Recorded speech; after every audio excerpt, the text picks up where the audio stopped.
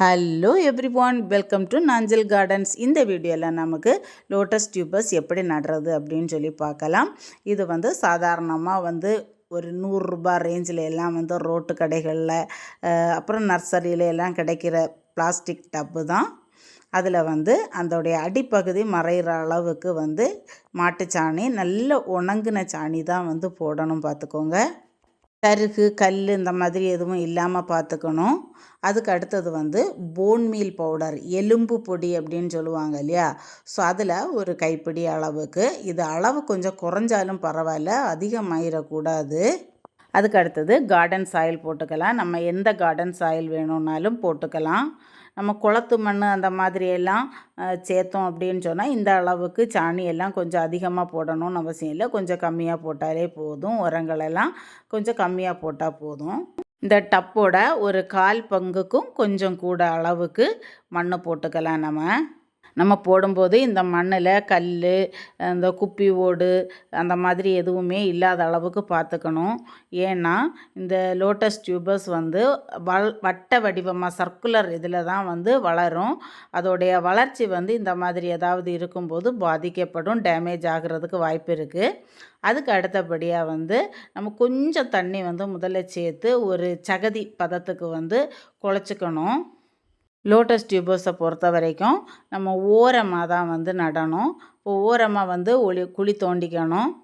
இந்த டியூபரை நம்ம வச்சு பார்க்கும்போது பாருங்கள், இப்போ நான் ஒரு அந்த சைடில் அதோடைய அளவுக்கு குழியை தோண்டி நான் வச்சு பார்க்குறேன். இது அந்த க்ரோத் டிப்பெல்லாம் உள்பக்கமாக வருது. அப்போது இந்த சைடில் வச்சா நமக்கு இது சரியாக நம்ம வைக்கிற அளவுக்கு வராது. ஏன்னா அது எந்த டைரக்ஷனில் இருந்ததோ அந்த டைரக்ஷனில் வச்சா கரெக்டாக இருக்கும். இப்போ பாருங்கள், நான் அந்த சைடு குழி வேண்டாம் அப்படின்னு சொல்லிட்டு இந்த சைடு குழி வைக்கிறேன். இப்போ க்ரோத் டிப் மேல் பக்கமாக வர்ற மாதிரி அதை புதைச்சி வைக்கிறதுக்கு வசதியாக இருக்குது, பார்த்தீங்களா. ஸோ இதையும் நம்ம கொஞ்சம் கவனத்தில் வச்சு நம்ம நட்டால் அது ஈஸியாக மண்ணில் புதைஞ்சி இருக்கிறதுக்கு நல்லா இருக்கும். அந்த டியூபர்ஸ் எல்லாத்தையும் மூடணும். க்ரோத் டிப்பு மட்டும் வெளியில் தெரிகிற மாதிரி அந்த கிழங்குடைய மற்ற பகுதிகள் எல்லாத்தையுமே நல்ல கொஞ்சம் ஆழமாக புதைச்சி வச்சிடணும். ரொம்ப உள்ளெல்லாம் அழுத்தி போட்டால் க்ரோத் டிப்பும் சேர்ந்து புதைஞ்சிரும்.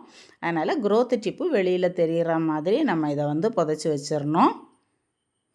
அடுத்தது நம்ம ஒரு பாத்திரமோ இல்லை ஒரு பிளாஸ்டிக் கவரோ இல்லை ஒரு இலையோ ஏதோ ஒன்று வச்சு அதுக்கு மேலே நம்ம தண்ணியை ஊற்றணும் அப்படின்னு சொன்னால் இந்த மண் கலங்காது, தெளிவாக கிளியராக இருக்கும். அதுக்காக தான் இந்த மாதிரி ஏதாவது ஒரு சப்போர்ட் வச்சு அது மேலே தண்ணியை ஊற்றுறது. இது ஒரு மீடியம் சைஸ் டப்பு. இது லோட்டஸ் டியூபர்ஸ் வளர்த்துறதுக்கு ஓரளவுக்கு போதுமானது தான். இது சாதாரணமாக 85 ரூபாயிலேருந்து 120 ரூபாய் வரைக்கும் நர்சரியில் கிடைக்கிது. நார்த் இந்தியன்ஸ் ரோட்டில் போட்டிருக்கிறவங்க கிட்ட நம்ம கொஞ்சம் பேரம் பேசி 90 ரூபாய் வரைக்கும் குறைச்சி வாங்கலாம்.